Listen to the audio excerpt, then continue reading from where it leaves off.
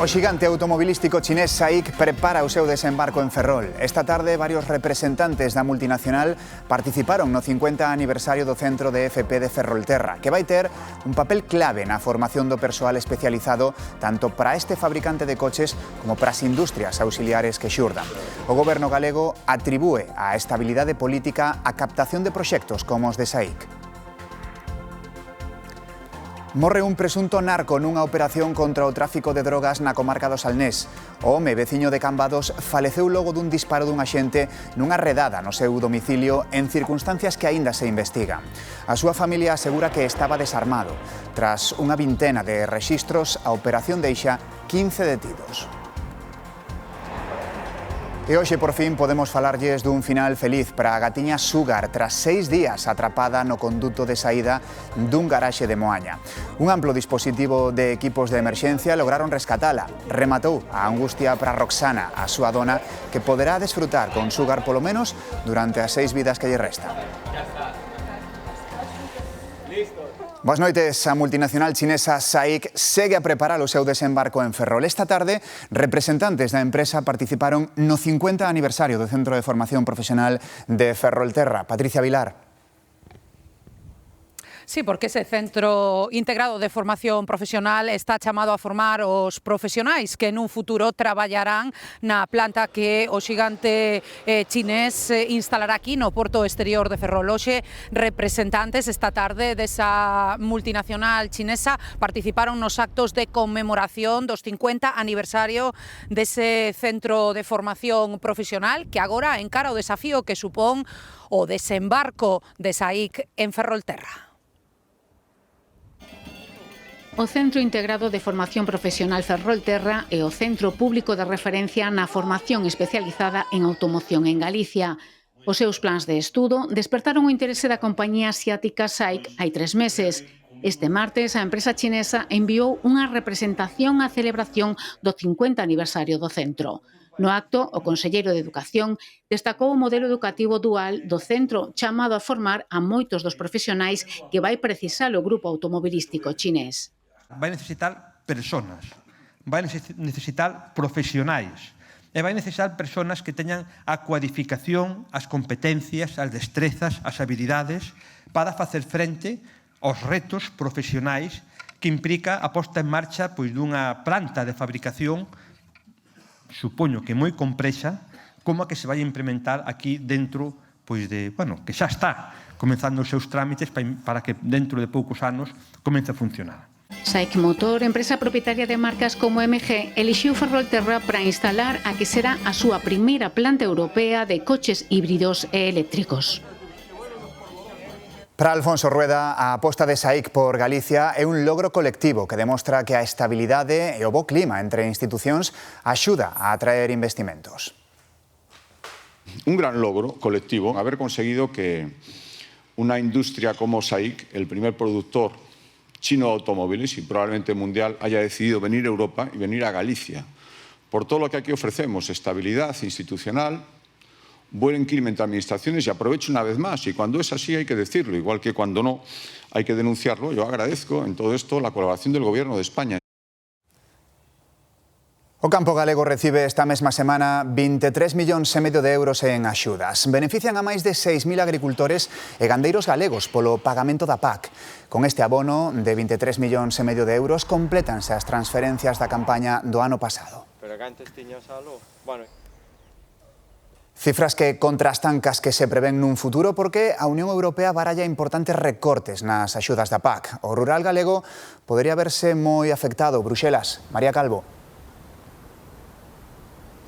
Si, malia algúns axustes de última hora, a proposta que está sobre a mesa mantén unha reducción ao redor do 20% para os fondos da PAC en toda a Unión Europea. Iso para Galicia suporía perder ata 77 millóns de euros ao ano en axudas para agricultores e gandeiros. España xa advertiu que non aceptará que o aumento do gasto en defensa e competitividade se pague con recortes ao campo nin aos fondos de cohesión. As negociacións comezan agora, pero o sector agrario leva meses alertando de que está en xogo o futuro de moitas explotacións.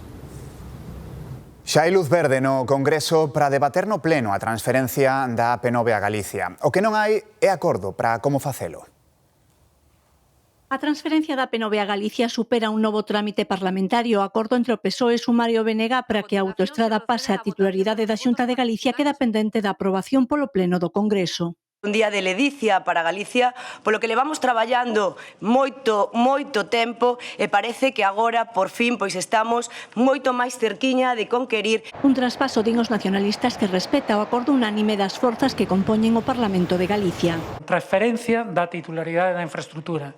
En segundo lugar, transferencia de todas as competencias de xestión.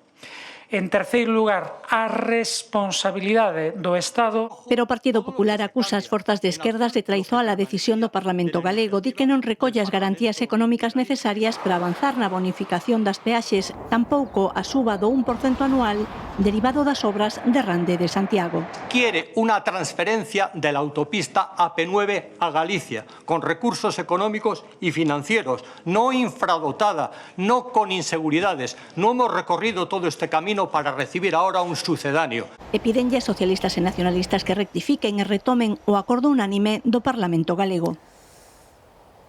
A Xunta quere a transferencia, pero non a calquer prezo. Acusa o PSOE e o BNG de rachar o consenso en Galicia.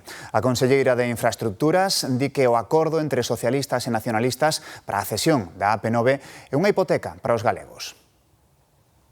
Pretenden que en Galicia asumamos custos que non nos corresponden, pretenden que asumamos un incremento tarifario que non nos corresponde, pretenden que asumamos bonificacións que non nos corresponden e pretenden tamén que asumamos as posibles consecuencias desa posible nulidade das prórrogas que se está a dictaminar na Comisión Europea. Máis asuntos deste martes. A directora xeral da Garda Civil nega que participara en ningunha trama contra a UCO. Na súa comparecencia no Senado, Mercedes González recoñeceu 2 encontros con Leire Díez, pero di que nunca colaborou con ela. O Partido Popular e Vox desdeñan as dúas explicacións e piden a súa dimisión. Mercedes González compareceu no Senado cun novo informe da UCO apuntando cara a ela, que revela conversas, chats borrados e reunións con Leire Díez.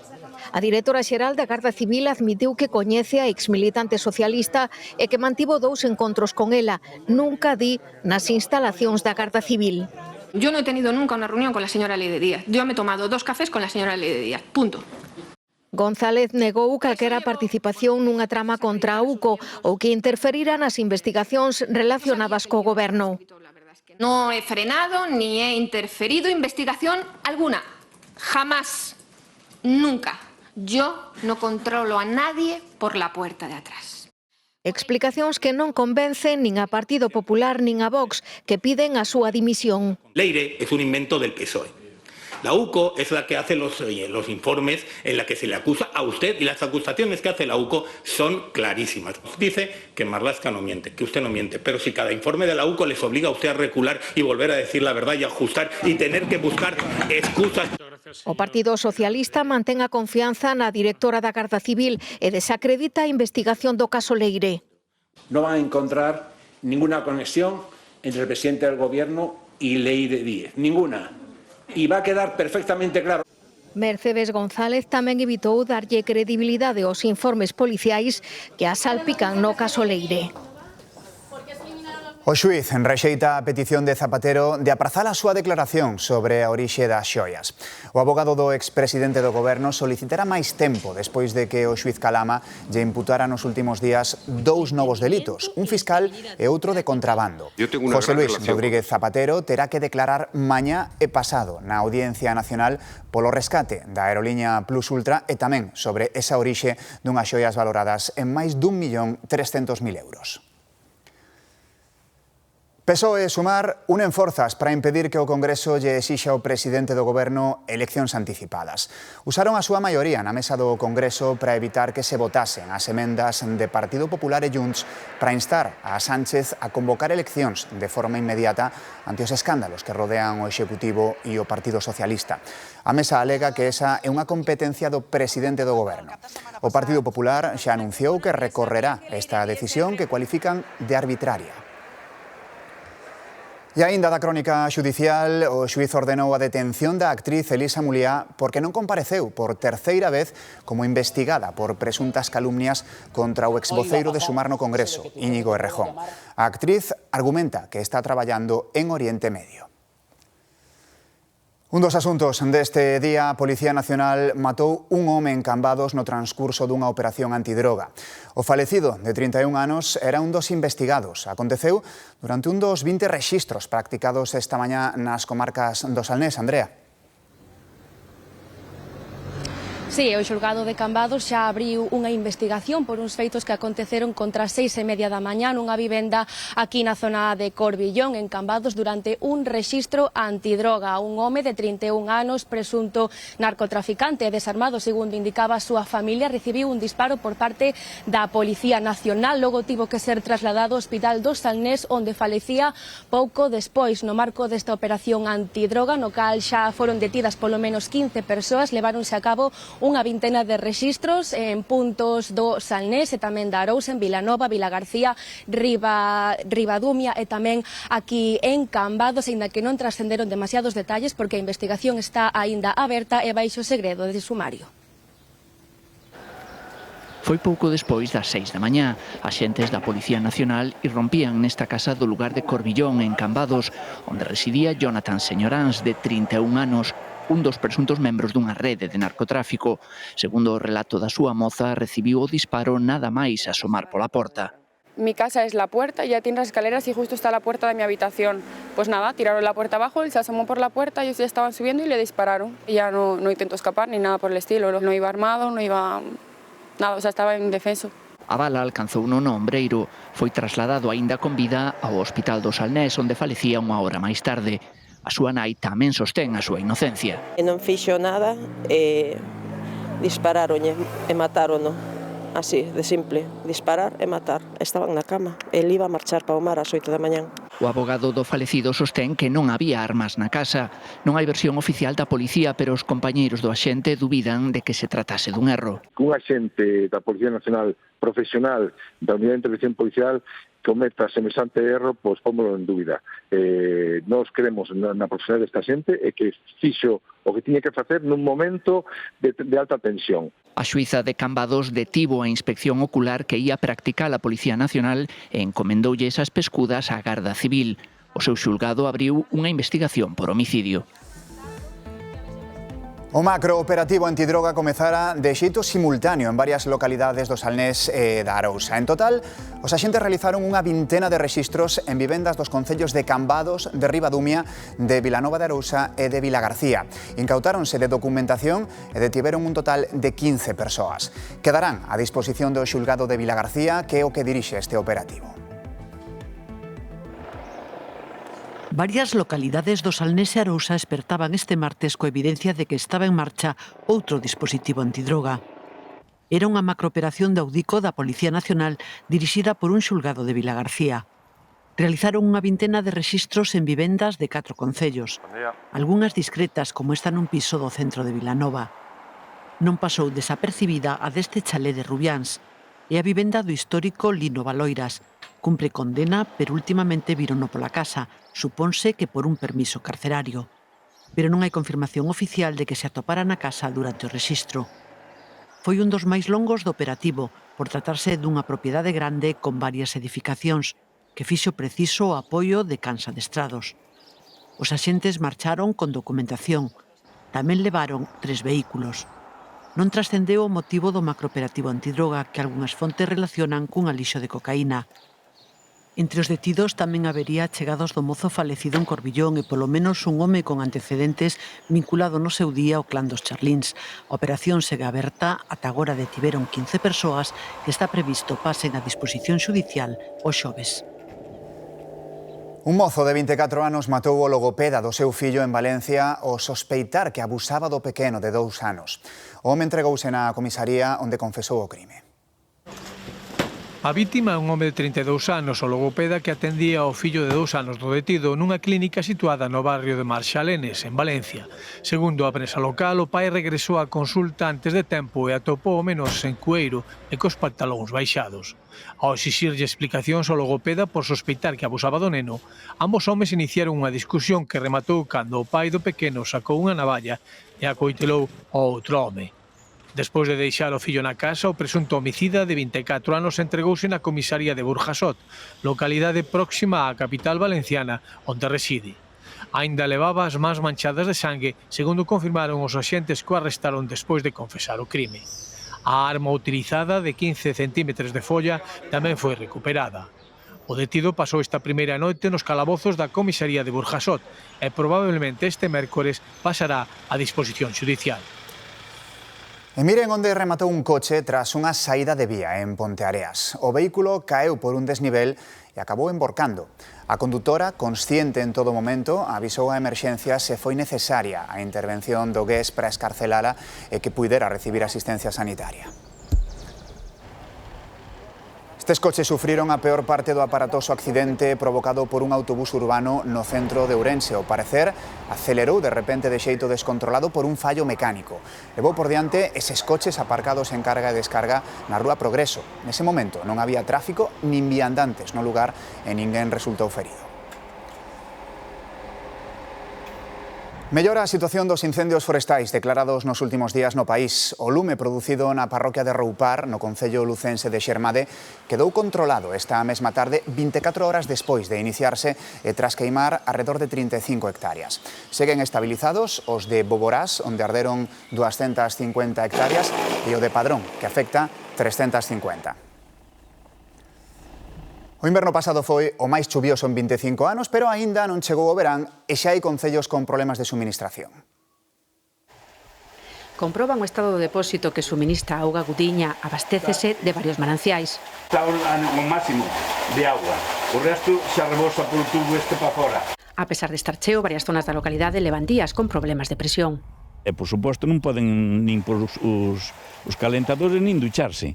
É complicadísimo porque é triste que nos sobre auga e que non podamos facer un uso razonable dela. Alertan dun consumo excesivo polo enchido de piscinas e o rego de cultivos. Non é normal que nunha noite unha casa consuma 8 metros cúbicos de auga. Esas localizadas. No concello veciño de Ríos, o consumo excesivo de auga uneselle unha avaría no bombeo que obrigou a establecer cortes nocturnos que afectan a preto do 50% dos veciños. E se iso non chega, pois faránse cortes por o día, mentre nos arranxa a bomba. Como neste tempo hai bastante consumo, temos un problema gordo. Concellos rurais que instan a un consumo responsable da auga para evitar problemas na suministración habituais coa chegada do bo tempo. Antes das rebaixas do verán, buscamos as mellores gangas nos mercados ao aire libre. Eses espazos que forman parte da nosa identidade e onde se pode atopar de todo, pero de todo, a bo prezo. Os mercados xa forman parte da nosa paisaxe, sexa urbana ou rural, e tamén dos nosos costumes, aínda que sexa para matar o tempo. Encanta vivir pasada mañá, porque se pasa ben, sempre picas algo. Paso tempo por aquí un rato, se ves algo que te interesa, pois cómpralo, se non, pois paso o tempo. Busques o que busques, seguro que o atopas, e a calidade non ten que estar pelexada co prezo. En los mercados pois hai cosas buenas, lo mismo ropa que calzado de tiendas que cierran o restos de tienda e hai calidad tamén. Consigues de todo, de comer, de calzado e de ropa. A mí los mercadillos me encantan porque hay muchos puestos, se mira, hay mucha calidad también en las cosas. Caer na tentación de mercar é doado polas súas gangas imbatibles. Yo acabo de picar. O sea que picamos, É moito 5 euros, 10 euros. E agora cando ven o brao suele haber tamén. Mira, unha braguita, oye, pois é cousa que hai que puñer, non se pode andar sin ela. Os mercados son máis que un espazo de compra-venda, son parte da nosa identidade como sociedade. Queda unha semana para o Día de San Xoán e a marca galega de Inditex Pull&Bear ten unha nova colección dedicada a esta noite tan especial. Camisetas e suadoiros para homes e para mulleres con frases e debuxos relacionados ca festa. Pezas que a versión galega reproducen frases como polo San Xoán, a sardiña molla o pan ou noite meiga.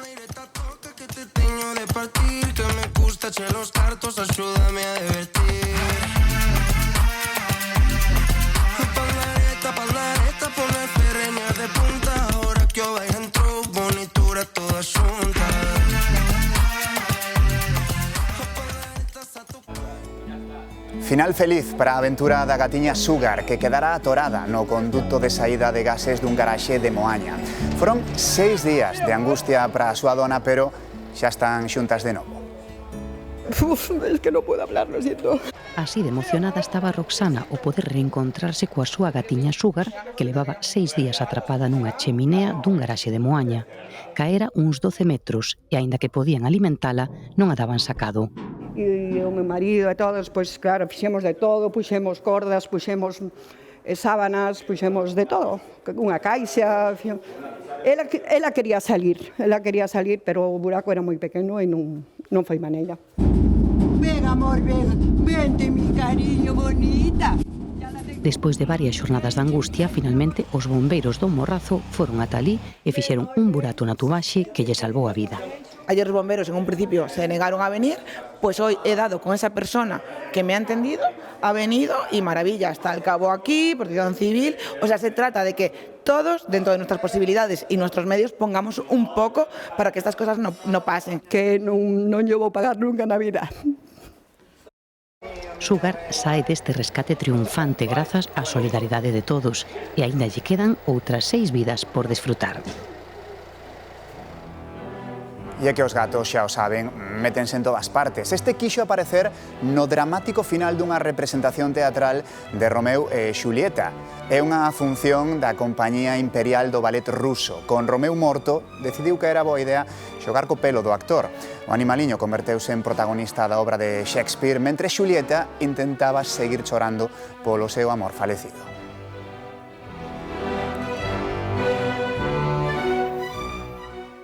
Os galegos somos preguiceiros á hora de reservar as vacacións con tempo, pero a tendencia vai mudando. Este ano, os máis adiantados fixeron os seus plans xa en novembro, o estilo europeo. 6-7 meses de adianto para reservas internacionais e 2 para nacionais. É o que recomendan as axencias para aforrar nas vacacións. Reservar con antelación sae a conta, tanto como un 30 ou 40% do aforro. Canda máis antelación, máis barato soe ser a viaxe, ademais de que hai máis plazas e máis posibilidades de conseguir pois enlaces mellores ou hoteles mellores. O aforro é enorme, un 30 ou un 40%. A Asociación Galega de Axencias de Viaxes constata que os galegos xa non deixamos todo para a última hora. En xullo, unha viaxe a Sevilla.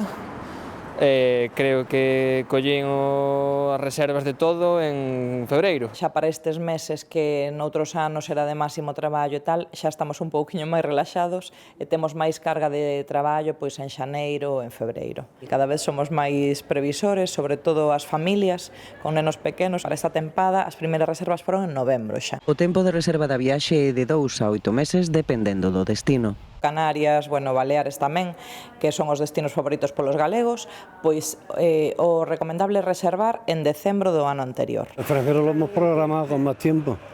¿Cuánto? A lo mejor alguna vez de 6 meses. Mínimo con 6, 8 meses, un viaxe a Asia, un viaxe dese tipo. Un viaxe a Europa e de traballo minimísimo con 2 meses. O destino preferido dos galegos segue sendo este 2026 Canarias, seguido de Cabo Verde e os cruceiros. Inda quedan prazas para setembro e outubro. 9:23 minutos, temos unha noticia de última hora. Buscan un home de 48 anos tras agredir presuntamente a súa exparella e secuestrar o seu bebé en Ponte Caldelas. O meniño foi localizado san e salvo, pero nestes momentos hai unha importante dispositivo de busca na parroquia de Tourón, en Ponte Caldelas, insistimos, para dar con este home que tiña unha orde de detención e ingreso en prisión. Por suposto, teñen actualizada esta e outras informacións a través da nosa páxina web de nas nosas redes sociais, esa páxina g24.gal.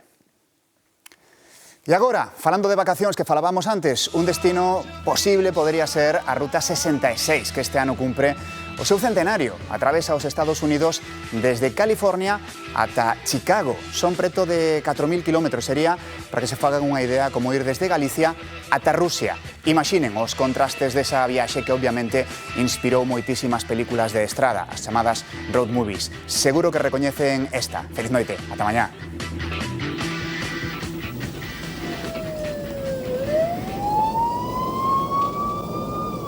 ¡Qué merda, Telma! ¡Vannos deter! Merda! Merda! Quizáis non saiba nada, quizáis só me queira poñer unha multa. Oh, señor, señor, por favor, que non nos collan, por favor, señor, que non nos collan. Tranquila, vou parar.